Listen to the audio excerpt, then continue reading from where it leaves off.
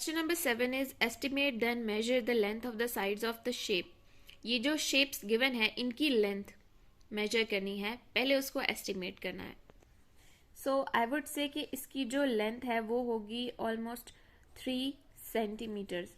अब इसको मेजर करते हैं हम। So it is 4 centimetre long. Now we have to calculate the area. Area के लिए हम दोनों साइड्स को मेजर करेंगे, लेंथ को भी और विड्थ को भी।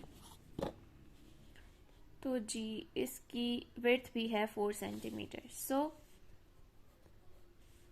4 rows and 4 columns, which means 4 into 4, 16 centimeter square units. Now for the second one, let's measure its one side and it's 6 centimeter. अच्छा, एस्टिमेट अब आपने खुद करना है, आप जो भी एस्टिमेट करो, ठीक है। So we have measure the length 6 centimetre. Now we will check the measurement of shorter side. Now it is okay, it is also 6 centimeters. So this is 6, this is 6, 6 into 6 is 36 centimeter square units. Now it has the longer side of 3 centimeter.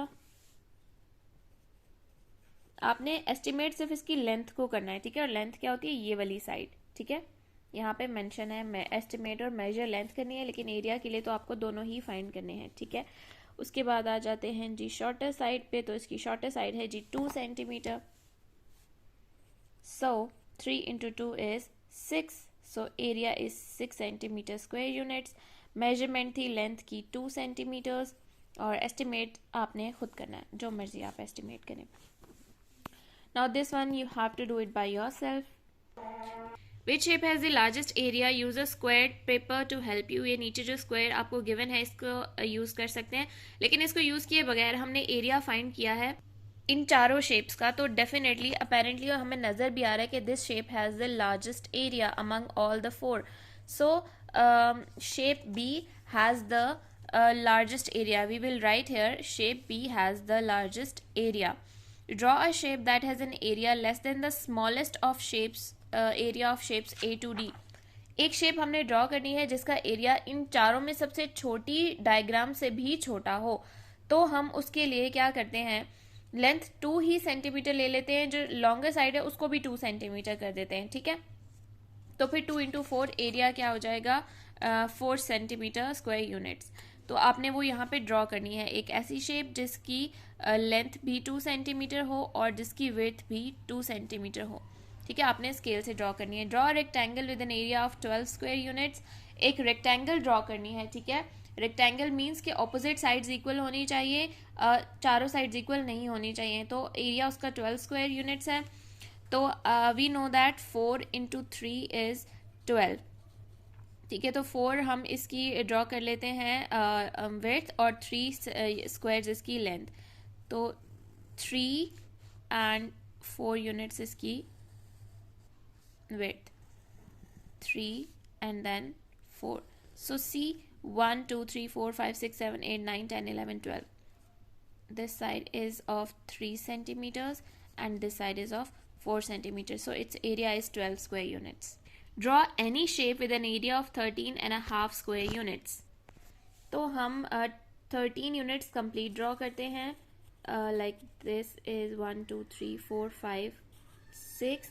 आप किसी भी shape की draw कर सकते हो, ज़रूरी नहीं है कि आपने वही ड्रॉ करनी है जो मैं ड्रॉ कर रही हूँ। देन अगेन 6 और 6 हो गए 12।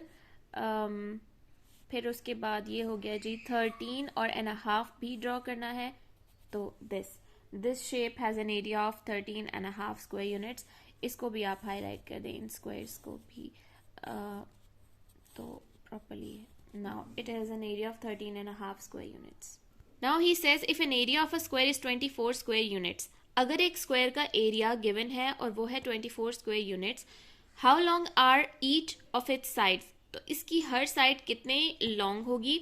How long is the perimeter. तो ये हमें करने की ज़रूरत ही नहीं है। अभी पीछे हमने क्वेश्चन किया है जिसमें हमने यहाँ पे एक स्क्वायर का एरिया फाइंड किया है जिसका एरिया था 25। तो 25 वाला ही हमने बताना था ना कि अगर एक स्क्वायर का एरिया 25 हो तो उसकी एक साइड कितने सेंटीमीटर लॉन्ग होगी, और उसके बाद हमने बताना था उसका पेरीमीटर। तो पेरीमीटर भी हमने यहाँ पे फाइंड किया हुआ है, तो हमें कुछ करने की ज़रूरत ही नहीं है। How long are each of its sides? 5 centimetre. And definitely वो स्क्वायर है, स्क्वायर की सारी साइड सेम होती हैं, तो चारों साइड्स 5 सेंटीमीटर की तो 4 टाइम्स 5 को ऐड कर देंगे, विच इज़ 20 सेंटीमीटर